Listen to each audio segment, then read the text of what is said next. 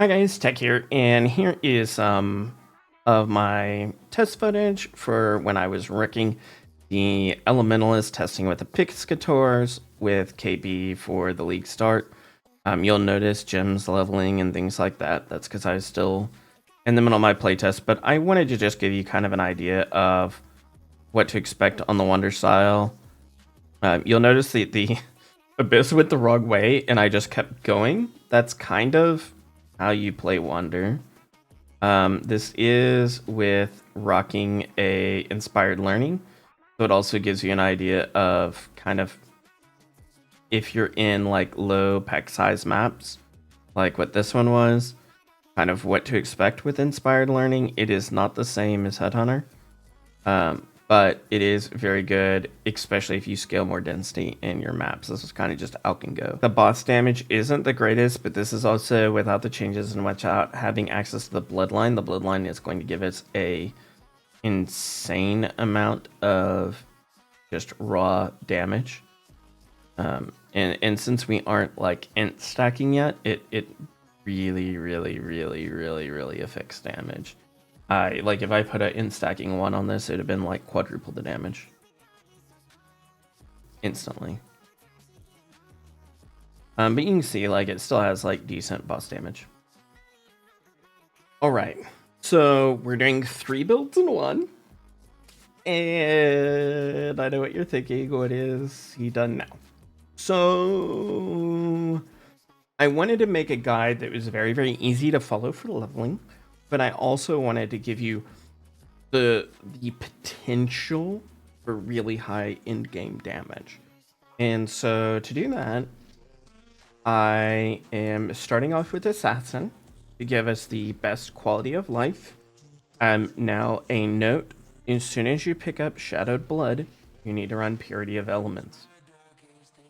And you need to run Purity of Elements until you take off Shadowed Blood. It is that simple.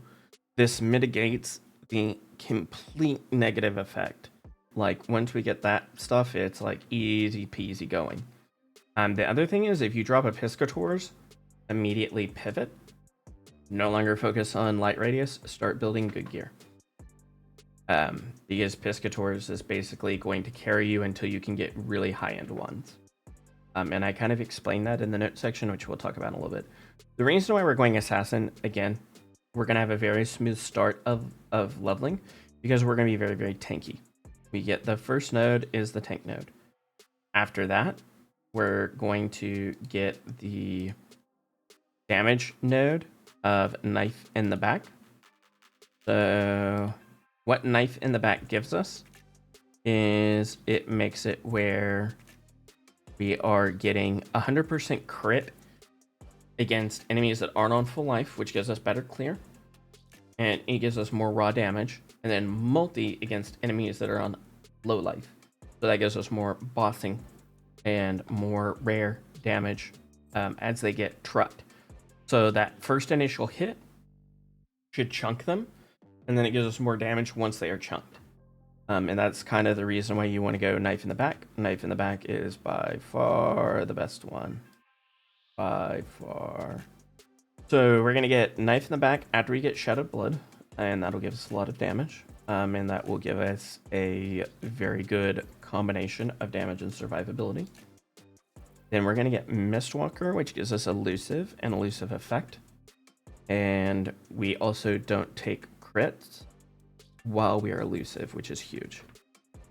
If you get a Kinetic Blast of Clustering, and let's say Synaptic Ring is garbage, Somatic Shield is garbage, like everything new is garbage. Once you get Kinetic Blast of Clustering, you can get out of multi-shot. However, monsters block your attacks is a very nice defensive layer that you're just negating out of your damage pool. So even though it's not necessarily good for the multiple projectile itself, isn't that big of a deal for clustering, it's worth it just to remove the ability for monsters to block. Right, just the removal of that defensive layer is worth sacrificing basically the 2 points. You'll notice there are once we get past 80, there's like 4 versions of the tree. There's just more versions of the tree as there are leveling paths.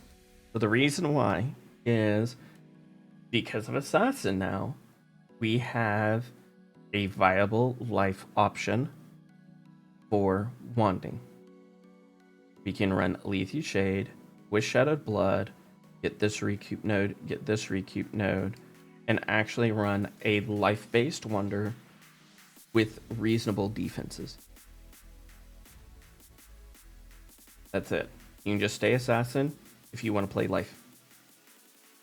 If you want more damage than what this will give you, and you want to stay life, you can cut down Opportunistic and go and get Escher the Storm, but you do need to get Synaptic Rings, like what I'll talk about here in a little bit. That will give you significantly more damage. This gives us a good blend of tankiness and damage. And then we can anoint either One Step Ahead or the Jugular. Either of those are pretty good anoints and give us some really good survivability tools. Well, both these are actually. This is raw damage. This is quality of life. Then, from there, if you decide that you want to go to CI, you want to swap over to Trickster. Now, you'll notice this is still a life-based build. But we don't have Shadowed Blood anymore and we still have Lethe Shade. What's going on? Well, it's because we still have Recoup. And we have Heartstopper. Now, as soon as you go CI, you want to pull out all that. Because that stuff is only good before you are CI. Because we're negating poison just by going CI. But we don't want the extra stuff, and we don't want to be running Purity of Elements at this point. We want to be running better things, and so we want to get out of this. And we can't recoup it anymore. There is no recoup on ES. So because there is no recoup on ES, Lethe Shade doesn't work as well. And we're going to be leeching instead. So we're going to be using Ghost Reaver combined with Soul Drinker, which is going to give us a huge amount of recovery and basically like Slayer Overleach for Wonders. And then we're going to run Escher Storm and choose to get otherworldly appendages to get additional raw percentage decreases if you choose to, or you can do One Step Ahead. That choice is on you. Then if you want to go int stack, this is how I would recommend starting int stack. Once you get to this point, you need to go to POE Ninja and look at an int stacker and kind of follow their tree more precisely. I did this off of the tree I was basically already building and just giving you an idea of how to transition more than this is your in-game final tree. Now, if you want to go Heralds, I did make an Elementalist tree to go Farewell to Flesh. Okay, and that's what this is. It is going to look very, very similar. That's when you go to CI, and that's when you go to int stack. Again, once you get to this point, stop what you're doing, go to POB or POE Ninja, and look there. I'm actually very curious about doing this late game. You may even want to go Ghost Drinker for this version. So your recovery, your recoup is basically on life, and your leech is on ES to give you a good hybrid feel of damage mitigation. We'll have to test that. That's something that's worth testing. You'll just kind of have to see if these two recoup nibs are keeping you full, then 100% go Ghost Reaver and enjoy having that energy shield layer.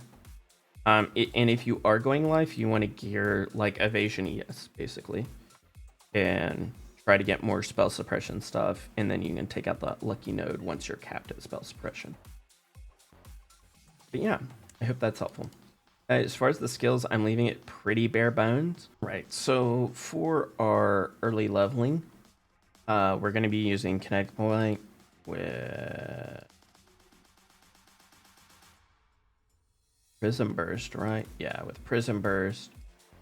And then just added Cold once we get that. You can also run Chance to Poison really early on. Then we're going to use Flame Dash with Molten Shell. As soon as you get it, you can automate a Granite Flask, do that. It makes your Molten Shell that much better. For auras, we're going to want a really low level Precision. And then before we get Shadow to Blood, we're going to rock Purity of Elements. You can also run the Heralds before you get Purity of Elements just to give you a little more damage. Then just to toss in, Ice Golem's a good utility, so is Flammability once you have the Eclipse. Before you get Eclipse, you want to run Elemental Weakness as far as your gems. This is my default baseline, what I'm going to test Kinetic Rain with, or Semitic Shell. So at 38, you're going to notice we're going to have lots of room, and that's just because I don't know what is good yet, and I want to test things. So I wanted to not be socket starved, and that way I can figure out, okay, is Kinetic Rain good? Okay, we're going to play Kinetic Rain. If KB is good, like we know KB is going to be good. We know that KB will be good. So because we know KB will be good, that's why I have it here. I'm still going to test Semitic Shell and Kinetic Rain and see how I feel about them. And then here is our gearing for Light Radius stuff. You don't need all of this. I actually don't recommend using Sunblast unless you just happen to drop it. But it is worth noting if you do drop it that it does have a lot of Light Radius on it. So when you're doing the new Breach like tree thing, on the unique side, you're going to just want to go for raw quantity to try to get as much of this stuff to just drop for you as possible. Like basically all of these are like T5 uniques. They're very, very common. They should be extremely cheap. And they should be very easy to obtain, especially with asynchronous trade.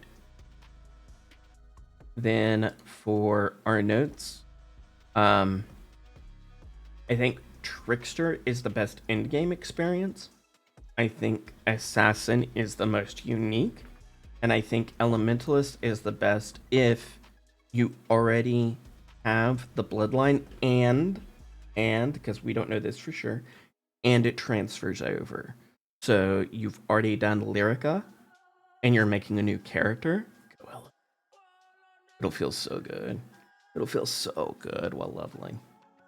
It's just gonna carry you. Like once you get to Cruel, and you have Lyrica plus the Herald node, like you're doing more damage than you will ever need at that point. Basically, you could wear a white wand and you're doing more damage than you would ever need. It's absurd, the amount of flat that you're getting. Assassin is really unique, and I want to try it out and see how good it is. So I will probably league start Assassin and then transition, if needed, into Trickster. So that's kind of my plan, because I still think the highest end of this is always going to be int stacking Wander. So that's the nice thing about going wands, is you have a very nice transition. Like the initial leveling with Kinetic Bolt is okay. I don't want to tell you it's great. It's not great. It's okay. And since it is okay, that is good enough for me to play it. So basically you'll go Kinetic Bolt until you can get Kinetic Rain or KB or Semantic Shield, like all that stuff, right? Power Siphon is also pretty good while leveling. So basically you're going to run Kinetic Bolt until you can get something better. Once you start running something better, it feels a lot better and you start going much faster. The advantage of Assassin versus Trickster is Assassin gives you access to way more damage way quicker. Trickster doesn't really give you any damage on the leveling side of the tree. Assassin does, which gives you a smoother experience. Trickster gives you a lot of survivability, which is really good when we're at that int stacking stage and we're getting most of our damage from the bloodline and we're getting quality of life from our Ascendancy. And so it's really depending on how you want to build it. I could see Assassin being the best raw damage out of all of them, just because Knife in the Back and Mistwalker are very high damage, very high quality of life on both of them. And then if you pair that with Opportunistic for bossing or Shadowed in Blood, Shadowed Blood you don't really need once you go past life. It's only good while you're life. But it does give us a really cool like hybrid here where we're running 2 recoups. Ghost Reaver is 50-50. I don't know if it's worth it or not. I won't know until basically we use it, if it works or not. But Lethe Shade plus 2 recoups plus Ghost Reaver is probably pretty tanky. Probably pretty darn tanky. And that's at 2000 life because I have light radius gear on. Like this is without gear, really. And so keep that in mind. That's without gear. We're at like 4K EHP, and if you put on decent gear, it would go astronomical from there. There's a light radius, there's a cheap ES gear, and cheap leveling gear, I guess I should say. You do not want more than 1 or 2 of these. Incandescent Heart is fine, as long as you're not life, because you want to go CI for this. And as long as you aren't getting the Trickster node that makes your evasion more ES. Incandescent Heart's just a fine option. Not the best, not the worst, it's just fine. Vertex is significantly better with Trickster than a lot of the other options at similar price range. Eshia's Mirror, again, it's fine. It's not great, it's just fine. Same with Black Zeniths, and same with Step and Earth. Piscators is actually very good as soon as you're ready to transition out of light radius. Get yourself a Piscators, they're normally fairly cheap. And use that until you can afford to either go Grace of the Goddess, which is these ones, or until you can craft your own one. And so, your choice. This will kind of go over all the different Ascendancy things, kind of like I covered. This is not maximized over 10 Divines. Once you're talking over 10 Divines, go to POE Ninja. And just look at what somebody that's spent like multiple mirrors is doing. For Light Radius, this kind of goes into everything in depth. How to get more gear with Light Radius. This goes into the Bloodline stuff and how to scale it. This further talks about the cheap uniques. How to craft your first wand is this very first line here. Then what we're doing, which is Light Radius plus Eclipse Solaris for this light radius stacking. Then Piscator's Vigil. I should a unique identifier. And then how to craft your very, very high int stacking uber expensive wand. It is very expensive. Know that going into this.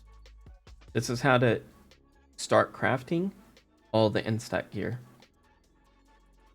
And for Synaptic Rings, we don't know if they're going to be able to be shape or influence. We don't know if they're going to be able to craft. Previous pre-trains were not craftable, so I don't know.